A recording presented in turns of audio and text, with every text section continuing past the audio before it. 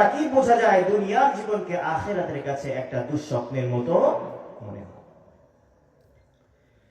তদ্রূপ ভাবে দুনিয়ার বুকে যে নাকি সবচেয়ে দুঃখ কষ্টে ছিল, কিন্তু তার ভিতরে একটি গুণ ছিল, সে হচ্ছে আল্লাহকে ভুলে নাই, সে আল্লাহর রাসূলকে ভুলে নাই, আল্লাহ তাআলার নাফরমানির মধ্যে সে লিপ্ত হয় নাই, আল্লাহ রাব্বুল আলামিনের অবাধ্য সে হয় নাই।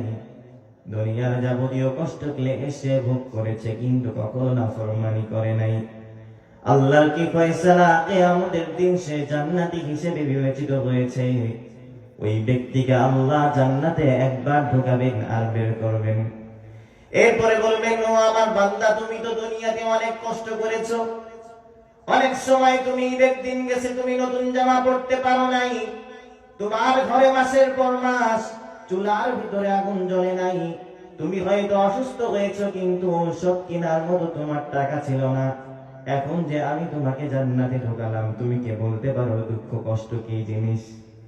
দুনিয়াতে কি তুমি কোনোদিন দুঃখে ছিলে? ওই মুমিন বান্দা জান্নাতে একবার ঢোকার আর বের হওয়ার পরে বলবে, রব্বুল আলামিন, দুনিয়ায় কোনোদিন আমি অশান্তির ভিতরে ছিলাম না। এটাই হচ্ছে দুনিয়া।